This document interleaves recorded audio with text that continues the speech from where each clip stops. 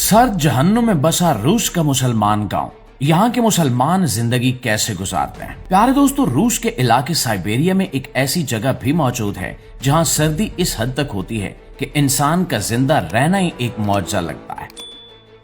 खास तौर पर ओमियाकोन और याक्तोसक, जहाँ दर्जा हरारत -71 डिग्री तक गिर जाता है। यहाँ अगर आप उबलता हुआ पानी भी हवा में फेंकेंगे तो वो जमीन पर गिरने से पहले ही बर्फ बन जाएगा। यहाँ गाड़ी बंद करना हमेशा के लिए गाड़ी को नाकारा बना सकता है और सांस की भाप भी जमकर जर्रात की शक्ल इख्तियार कर लेती है। लेकिन दोस्तों, हैरत की बात सिर्फ ये नहीं है कि यहाँ इतनी शदीद सर्दी है, बल्कि असल हैरत यह है कि इसी जगह पर मुसलमान भी आबाद हैं जो ना सिर्फ यहाँ रहते हैं बल्कि अपने दीन पर मुकम्मल अमल भी करते हैं। 5 वक्त की नमाज पढ़ते हैं और हलाल रोजी कमाते हैं। यहाँ रहने वाले मुसलमानों की तादाद मुख्तलिफ इलाकों से आकर बसी है, जिनमें तातारी, चेचन, उज़्बेक, किर्गिक और ताजिक लोग भी शामिल हैं। इनके लिए सबसे बड़ा मसला सिर्फ सर्दी नहीं बल्कि दीन पर अमल करना है। आम हालात में वजू करना एक आसान काम हो सकता है, लेकिन यहाँ पानी जम जाता है और अगर हाथ गीले होकर बाहर निकल जाएं तो जिल्द को नुकसान पहुंच सकता है।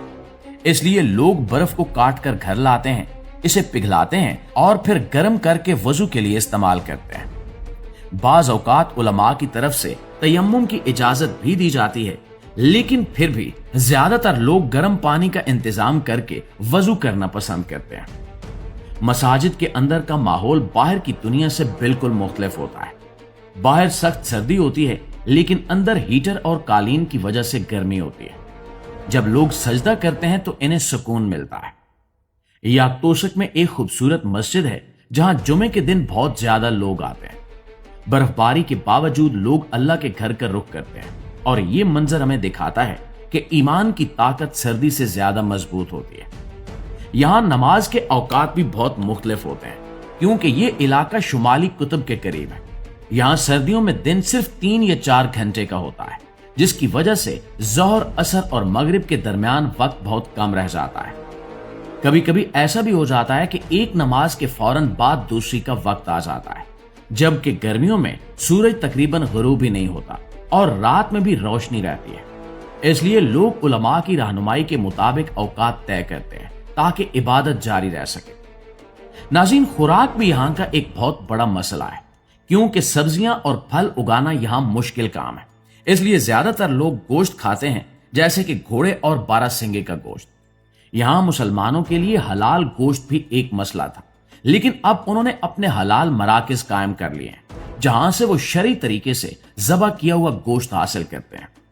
ये काम मुश्किल और महंगा है, लेकिन वो हराम से बचते हैं। यहाँ रोजमर्रा जिंदगी भी आसान नहीं है। गाड़ियों को बंद नहीं किया जा सकता, वरना वो दोबारा स्टार्ट नहीं होती। इसलिए लोग इन्हें चलता छोड़ देते हैं या गर्म जगह पर रखते हैं। यहाँ कपड़ों में भी बहुत एहतियात जरूरी है, क्योंकि अगर जिस्म का कोई हिस्सा खुला रह जाए तो नुकसान हो सकता है। खवातीन भी मुकम्मल हिजाब के साथ कई तहों वाले गर्म कपड़े पहनती हैं। यहाँ रमजान भी एक अलग इम्तिहान बन जाता है। अगर सर्दियों में आए तो रोजा छोटा होता है, लेकिन गर्मियों में रोजा 20 से 22 घंटे तक लंबा हो सकता है। इसके बावजूद मुसलमान सब्र के साथ रोजे रखते हैं, तरावी पढ़ते हैं और एक साथ इफ्तार करते हैं, जिससे इत्तेहाद का खूबसूरत मंजर सामने आता है। यहां तक कि जब किसी का इंतकाल हो जाता है तो दफन करना भी इंतहाई मुश्किल होता है, क्योंकि जमीन सख्त जमी होती है। लोग आग जलाकर जमीन को नरम करते हैं और कई दिन की मेहनत के बाद कब्र तैयार होती है। इसके बावजूद ये लोग अपने प्यारों को वहीं दफन करते हैं ताकि अपनी पहचान बरकरार रख सकें।